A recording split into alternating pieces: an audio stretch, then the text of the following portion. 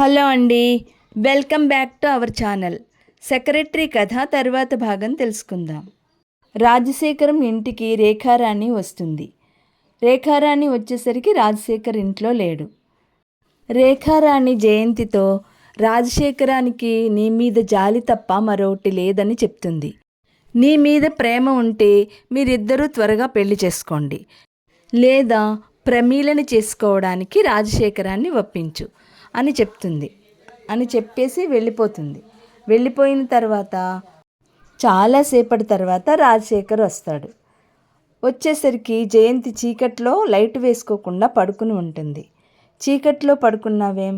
రాజశేఖరన్ దూరంగా నిలబడే, నేను రేపు ఉదయం విజయవాడ వెడుతున్నాను, ఎల్లుండి సాయంత్రానికి వస్తాను, సునంద వాళ్ళని రమ్మని కబురు చేశాను.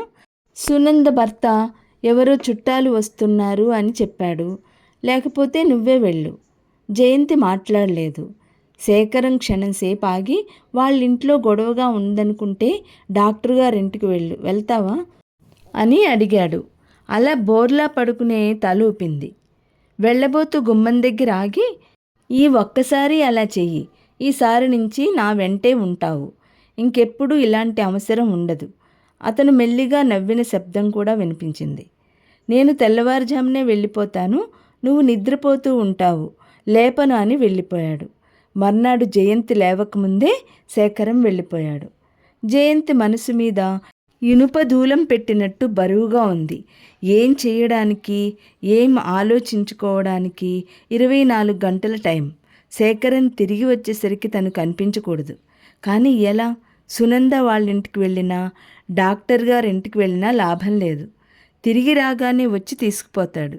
అతని మాటల్లో మృదుత్వమే కాక కళ్ళల్లో ఏదో ఆకర్షణ, పెంపుడు కుక్కల వెంట వెళ్ళిపోయేటట్టు చేస్తుంది. సాయంత్రం కూడా అయింది. జయంతికి ఎంత ఆలోచించినా మార్గం దొరకలేదు. మా బాస్ లేడా? శివరాం దగ్గరగా వచ్చి అడిగినప్పుడు కానీ తను వచ్చినట్టు గుర్తించలేదు. శివరాం అనుకోకుండా అతను కనిపించేసరికి ప్రాణం లేచి వచ్చింది. ఇదేమిటి, ఎంతసేపు ఆలోచనలో ఒక్కసారి కూడా ఇతను గుర్తుకు రాలేదేం? ఏమిటి అలా ఒంటరిగా కూర్చున్నారే, తపస్సు చేస్తున్నట్టు? తపస్సు కాదు, ప్రార్థన. ఎవరిని, ఏమని ఆసక్తిగా అడిగాడు. భగవంతుణ్ణి, ఒక ఆప్తుణ్ణి ప్రసాదించమని కోరుతున్నా. సారీ, నేను డిస్టర్బ్ చేశాననుకుంటున్నాను. ఓహో, ఇంతలో సరిగ్గా వచ్చారు. చిత్రంగా ఉందే. అంటే మీ ఉద్దేశం ఆ ఆప్తమిత్రుడిని నేనే అనా? ఖచ్చితంగా. శివరాం సర్దు కూర్చున్నాడు. జయంతి మొహం ఎర్రబడింది. తనేమని అడగబోతోంది? చెప్పండి, ఏమిటి మీకు వచ్చిన కష్టం? సాయం కావాలి. కష్టాలొచ్చిన వాళ్ళకి కాకపోతే ఇంకెవరికి సాయం చేసేది? శివరాం. జయంతి ఆగిపోయింది. చెప్పండి, సందేహించద్దు. తీరా నేను చెప్పిన తర్వాత కాదంటే అనను. మిమ్మల్ని పెళ్లి చేసుకోండి శివరాం. శివరాం నిశ్చేష్టుడయ్యాడు. ఇద్దరి మధ్య నిశ్శబ్దం ఏర్పడింది. శివరాం, ఇలా సూటిగా అడిగేశానని నన్ను సిగ్గులేని దానిలా అనుకోవుగా? శివరాం ఇంకా చూస్తూనే ఉన్నాడు. నువ్వు సరేనంటే మనం రిజిస్టర్ మ్యారేజ్ చేసుకుందాం. శివరాం కొద్దిగా తెప్పరిల్లాడు. నిన్నెప్పుడూ దేనికి బాధ పెట్టను. కావాలంటే కాగితం మీద రాసి ఇస్తాను శివరాం.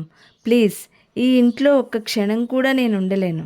నన్ను దీని నుండి రక్షించాలి నువ్వు. ఎంతసేపటికి సమాధానం రాకపోయేసరికి జయంతి అనుమానంగా తలెత్తి చూసింది. శివరాం మొహం పాలిపోయి ఉంది. వచ్చినప్పుడున్న హుషారు మచ్చుకు కూడా లేదు. చెప్పు, నేనంటే ఇష్టం లేదా? ఉంది, కానీ. అమ్మయ్య, క్షణంలో ఎంత బాధ పెట్టావు. జయంతి, చెప్పు. కానీ ఏమిటా సందేహం?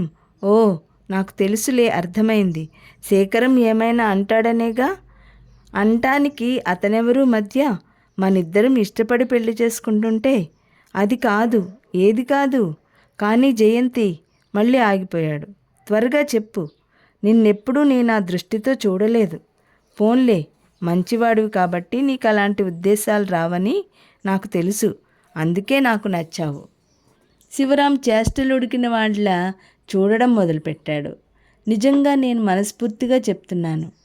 నీకేం అభ్యంతరం లేదుగా? చటుక్కున లేచి కిటికీ దగ్గరగా వెళ్ళి బయటకు చూస్తూ నిలబడిపోయాడు. జయంతి వెనకాలే వెళ్ళింది. శివరాం కనీసం వాక్యం పూర్తి కానే లేదు. అతను చివ్వున వెనక్కి తిరిగి, సారీ జయంతి, నేనేం సాయం చేయమన్నా చేస్తాను, కానీ ఇది మటుకు. ఓ క్షణంసేపు ఆగి, జయంతి, ఇది నువ్వు నిజంగా అనలేదని, తమాషా చేస్తున్నావని చెప్పు అన్నాడు. జయంతి అతని వైపు రెప్పవాల్చకుండా చూస్తుండిపోయింది. ఆయనకి తెలిస్తే ఏమనుకుంటారు అన్నాడు. ఓ, జయంతి గిరుక్కున అతని కుర్చీ దగ్గరికి వచ్చి నిలబడింది. నాకు తెలిసిందిలే, అతనికేం జవాబు చెప్పాల్సి వస్తుందోనని నీ భయం. కాదు, ఇంకేమిటి? శివరాం మౌనం వహించాడు. ఛీ, నువ్వింత పిరికివాడువని కల్లో కూడా అనుకోలేదు. నాది పిరికితనం కాదని తర్వాత తెలుస్తుంది. నా మాట విని ఇలాంటి ఆలోచనలు కనుచూపు మేరలో కూడా రానివ్వద్దు. నీ సలహాలు నాకు అవసరం లేదు, విసురుగా అంది జయంతి. ఇద్దరూ చాలాసేపు నిశ్శబ్దంగా నిలబడిపోయారు. జయంతికి సిగ్గుతో అవమానంతో ప్రాణం పోతోంది. నే వెడతాను. ఈసారి ఆయన కనిపిస్తే మిమ్మల్ని ఇలా ఒంటరిగా ఉంచడం మంచిది కాదని, ఎప్పుడూ వెంట ఉంచుకోమని సలహా ఇస్తాను. జయంతి, తొందర అభిప్రాయాల వాళ్ళకి ఒంటరితనం ఎంత హాని చేస్తుందో నాకు తెలుసు. శివరాం అందేంత దూరంలో ఉంటే చాచి చెంప మీద కొట్టాలన్నంత కోపం వచ్చింది. కళ్ళల్లో కోపం నిప్పులు జరిగింది. అప్పటికే అతను వెళ్ళిపోయాడు. కారు వద్దని డ్రైవర్ని పంపేసి సునంద వాళ్ళ ఇంటికి బస్సు మీద వెళ్ళడానికి ఒంటరిగా బయలుదేరింది జయంతి. పరధ్యాసగా రోడ్డు మీద నడుస్తున్న జయంతి వెనక నుంచి వస్తున్న కారుని గమనించలేదు. బొయ్యమంటూ మోగిన హారన్తో కారు పక్కకెళ్ళి సడన్ బ్రేక్తో ఆగిపోయింది. డ్రైవర్ కోపంగా చూశాడు. జయంతి కూడా అతని వైపే చూసింది. అరే మీరా, చంపారు పొండి. క్షణంలో ఈరోజు నా చేతుల్లో మీ చావుని తప్పించుకున్నారు. కారులోంచి దిగి వస్తున్న ప్రకాశం నవ్వుతూ అన్నాడు. ఈ మధ్య అతను కనిపించి చాలా రోజులైంది. మనిషి ఇదివరకు కంటే కొద్దిగా చిక్కినట్టు, ఇంకొంచెం పొడుగైనట్టు అనిపిస్తున్నాడు. సారీ అంది జయంతి. క్షమాపణల తర్వాత, ఈ విచిత్రం ఏమిటి? మీరు కాలినడకన బయలుదేరారు ఎందుకు? నా వాళ్ళని జైలుకి పంపాలని కాబోలు. ఆమె మాట్లాడలేదు. ఇదివరకు తను గడిపిన జీవితం వాళ్ళంతా మర్చిపోయినట్టున్నారు.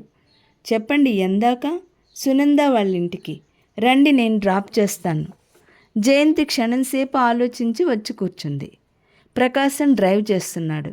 జయంతి మళ్ళీ ఆలోచనల్లోకి జారిపోయింది. మీకు అభ్యంతరం లేకపోతే నా రూమ్ ఇక్కడే, ఒక కప్పు కాఫీ తాగి వెడుదురుగాని. పరధ్యానంగా ఉన్న జయంతి సమాధానం చెప్పలేదు. ప్రకాశం మౌనాన్ని అంగీకారంగా తీసుకున్నాడు. కారు తెల్లగా చిన్నగా ఉన్న ఓ డాబా ముందు వచ్చి ఆగింది. అదేమిటి? అంది జయంతి ఆశ్చర్యంగా. మా ఇల్లు, ఒక అరకప్పు కాఫీ తాగి వెడుదురుగాని. జయంతి సందేహంగా చూస్తూ కూర్చుంది. దిగండి, పర్వాలేదు. నేను అదృష్టంగా భావిస్తున్నదాన్ని. మీరు అనవసర భయాలతో నిర్లక్ష్యం చేసి వెళ్ళిపోవద్దు. జయంతి దిగి లోపలికి వచ్చింది. తరువాత ఏం జరిగిందో రేపటి వీడియోలో తెలుసుకుందాం. ఈ వీడియో లైక్ చేయండి, షేర్ చేయండి, అలాగే సబ్స్క్రైబ్ కూడా చేసుకోండి.